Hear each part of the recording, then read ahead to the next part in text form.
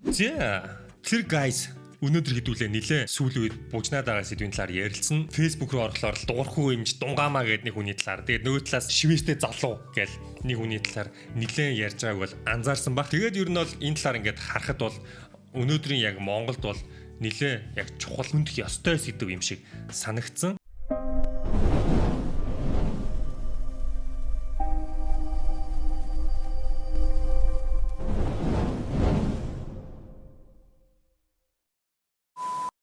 Өнөөдөр имшлэг Unitel компанитай хамтарч байна.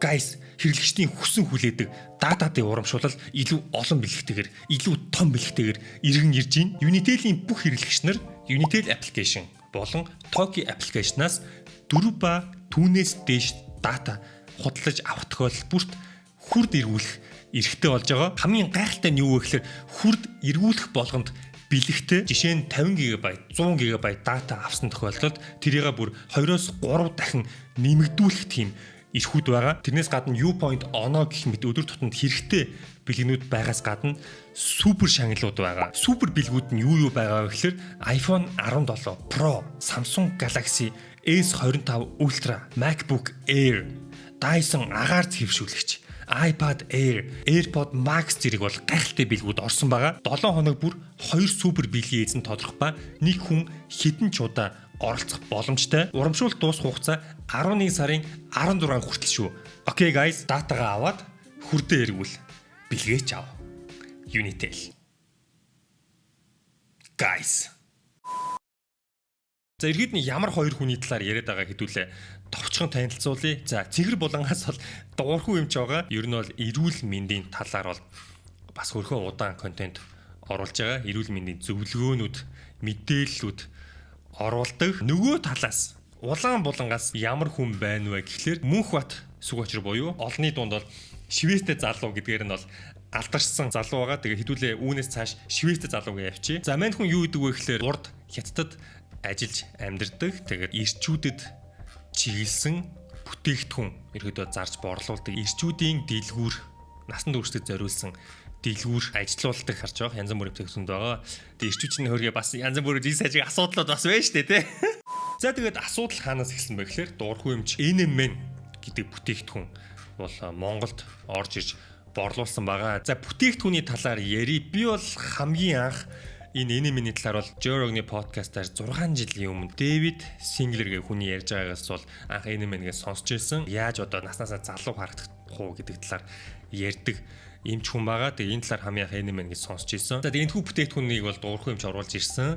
За NMN ерөөхдөө яадаг те ямар нөлөөтэй бүтээгдэхүүн юм бэ гэдэг талаар хэдүүлээ ярилцъя. Яг одоо хэдүүлээ e-medicinehealth.com гэдэг нэлээд сериосны буцах эзэнтэй нийтлүүд гаргадаг сайтаар байна. За NMN гэдэг бодис маань яг бүтэн нэр нь юу вэ гэхээр никотамид мононуклеотид гэдэг нэртэй бодис байгаа. За энэхүү бодис нь хөгшрөлтийн эсрэг бол үйлчилгээтэй гэж бол дүүнэгдсэн байгаа. Хүний биед бол наад нэмэх гэдэг нэртэй зүйл юм бол түвшинг нь өсөдөг. За тэгээ наад нэмэх гэдэг юм нэмэхтгэхээр яах вэ гэхээр инсулинтэй холбоотой асуудалд бол эерэг нөлөөтэй. Тэгээ митохондриал гэж юу юм бэ? Sorry, мэдгүй гараад ирсэн шүү гэж хараадах юм.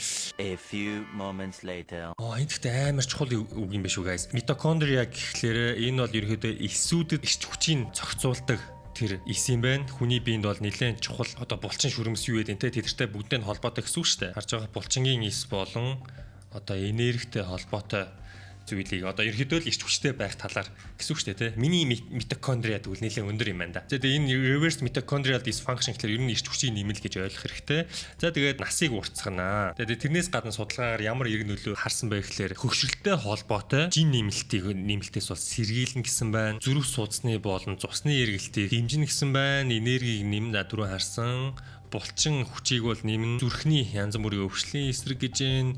Тархинд сайн, нүдэнд сайн, генийн түвшинд хөгшрөлтийг бол удаашруулна гэсэн байна. Тэгээд 30-аас 60 насныхан өдөрт 500 мг-ыг уувал тохиромжтой гэсэн байна. Тэгээд 65-аас дээш насныхан 750 мг уувал зүгээр юм байна шүү. За тэгээд одоо нөгөө гол хэсэг сөрөг тал. За NMN-ийн хувьд бол сөрөг тал нь юу юм бэ гэхээр одоогийн байдлаар ямар нэгэн сөрөг тал хүн дээр ажиглагдаагүй юм байна. Яагаад одоогийн байдлаар гэж байгаа вэ гэхээр Энэмен манд гараад бол ингээд хичнээн олон жил болсон ч гэсэн яг ингээд анагаахын юм чинь урт хугацаанд бас ингээд нөлөө нь аягүй чухал шүү дээ. Тэгээ тийм учраас яг одоохондоо бол ямар нэгэн сүр нөлөө алга гэсэн байна. Хүн дээр бол аюулгүй хэмжээ бол 500 мг бол өдөрт уувал зүгээр гэж бичсэн байна. Тэгээ одоо бол хэд хэдэн одоо сөрөг талын судалгаанууд бол нилээн судлагдж байгаа гэсэн байна. За NMN гэж ийм бүтээгдэхүүн байна. За тэгээ Мөнхбат буюу энэ Швейцтэй залуугийн гарч байгаа аргумент нь юу вэ гэхээр энэ сүүлийн үед олонний танил хүмүүс өөрсдийнхөө нэр одоо төрийг ашиглаад ямар ч хамаагүй газраас аюу хямдхан хөлх мөлхтэй ямар ч хамаагүй эрүүл мэндийн бүтээгдэхүүнийг оруулж ирээд хүмүүсийн тархийг угаагаад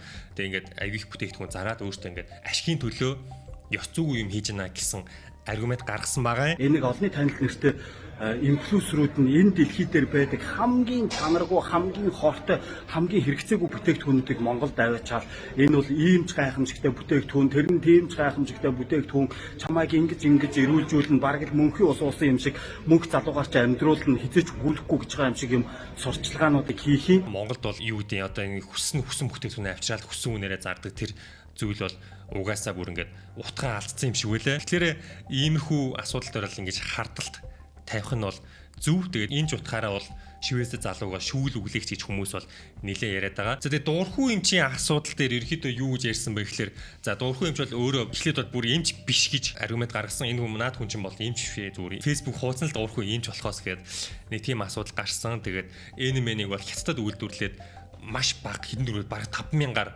үйлдвэрлээд ингээд хэд дахин нуулж зарж байгаа гэсэн мэдээлэл явж исэн. За тэгээ бүр нөө хятадд үйлдвэрлэдэг тэр үйлдвэрийн эзэнтэй нь холбоо барьсан гэсэн мэдээлэл хүртэл явсан. Тэг ингээд сонсоход бол нэлээд сериосны мэдээллүүд бол одоо шүүл үлээж гарч ирсэн. За тэгээд гарч ирэхдээ хүмүүс бол нэлээд бууж гинсэн. Ер нь бол сошиал дээр байгаа 90% нь бол Швейцтэй залуугийн талд байгаа харагдсан. За тэгээд тэрний хариуд дуурхуу юм ч бол өөрийнхөө дипломо харуулсан. Диплом харсан чинь миний юу санаанд байгаа. Дипломоо харуулсан. Ерөнхийдөө хүний их хэмжин ангаах ухааны их сургууль хүний их хэмжин дипломоо харуулсан. Ямар ч эмч юм бэ? Ашгүй.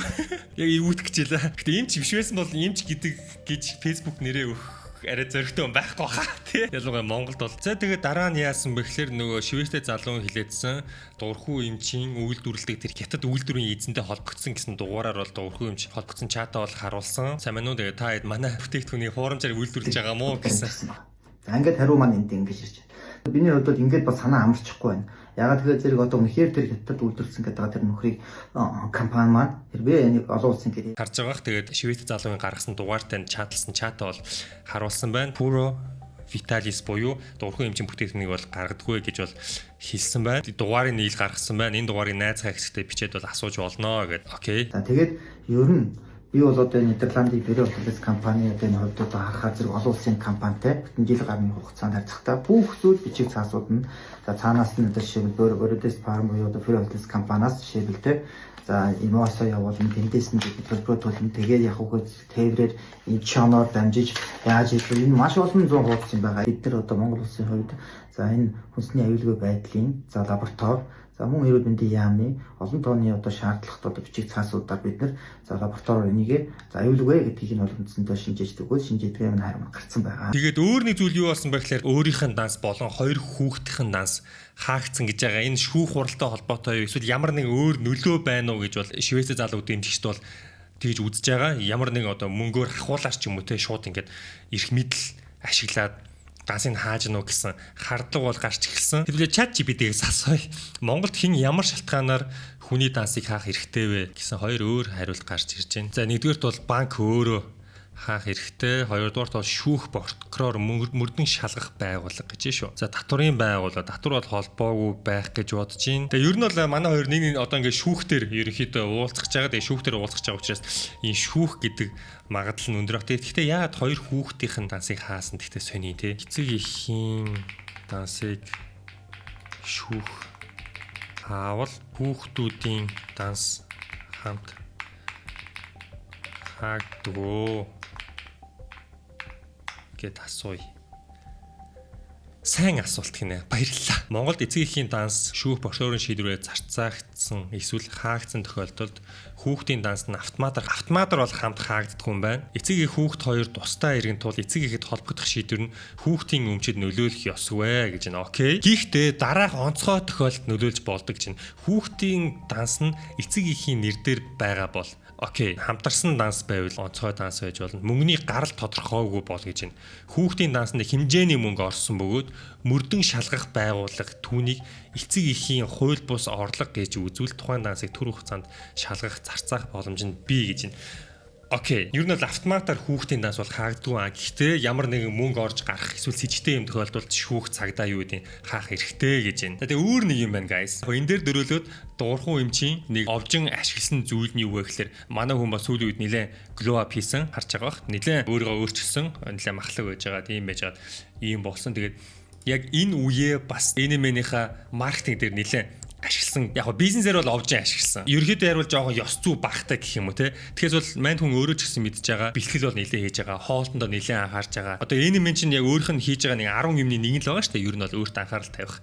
Тэгээ тэрийг ерөнхийдөө би баг NMN хэрэглээл ийм болсон гэсэн ийм ойлголт. Яг тэгж ярьсан үг нь мэдэхгүй шүү. За яг гоо тийм ойлголт мэдээж өгсөн байх магадaltaй шүү. Хүмүүс чинь дуурхуу эмчиг хараад өстө ийм байж ийм болч. Тэгвэл би энэ нэмийг уухан бол ийм болно гэд хүмүүс чинь ер нь шууд л тэгээд ойлгоно. Тэгээ өөр нэг юм босно юу вэ гэхээр дуурхуу эмч Швейц залуу шүүх дуудаад 300 сая төгрөг бол нэхэмжилсэн. Энэ бол тэгээд нэр төр одоо компанид үзүүлж байгаа сөрөг нөлөө инээтрээ тэгж ерөнхийдөө гаргаж байгаа энэ хэмжлэл байгаа. Тэгээ Швейц залуугийн хүүхдүүдийн данс нь бас давхар хаагдсан. Тэгээ энэ дээр бол мэдээж хүмүүс нэлээ дуурхуу эмчийн эсрэг байгаа. Яг уу гэхдээ нөгөө талаараа үнэхээр дуурхуу эмч ингээд компанийнхаа зөвшөөрлөө аваад имээ гаргаад очоод захиалаа, савлгаа, энэ тэрэ одоо хүргэлт юу гэдэг те хүмүүс цалинжуулаад баримт бичиг бүрдүүлээд ингээд явж байгаа нэг компани байгуулад юмаа заарсан чинь нэг нөхөр гарч ирсэн. Учиргүй наа чин хятаас орж ирсэн гэд хэрвээ худлаа бол үнэхээр тэгвэл бас хэмжлийг бол ойлгоно. Мэдээж хин ч одоо та нар үзэж байгаа хүмүүс ч гэсэн ингээд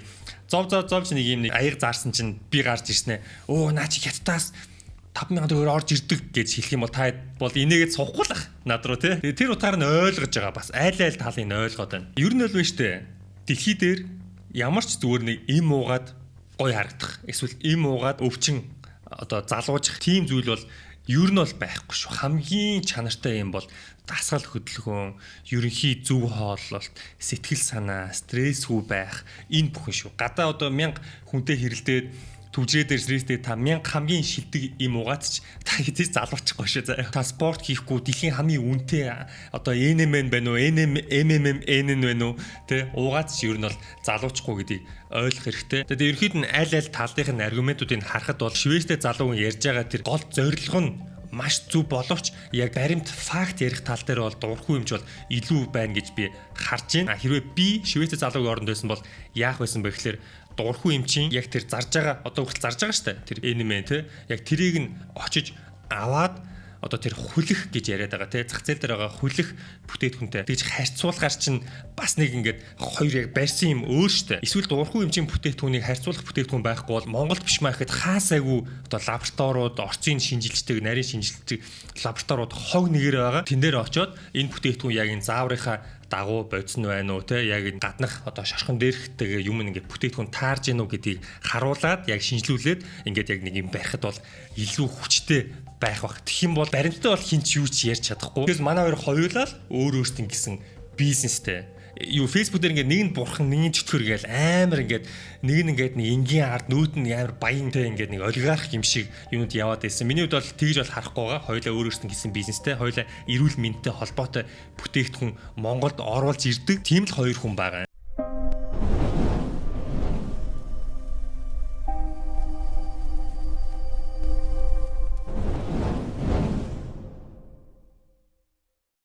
За тэгээд тийм байд өнөөдөр хэдүүлээ Монголын одоо сүүлийн үед нэлээд бужнаад байгаа сэдвийн талаар ярилцлаа. Би өөрийнхөө үзэл бодлоо хэллээ. Тэгээд та бүхэн лайкад дарж эртээ бүртгүүлээрэй. Тэгээд дараагийн бичлэгээр уулзтлаа. Түр баяртай guys.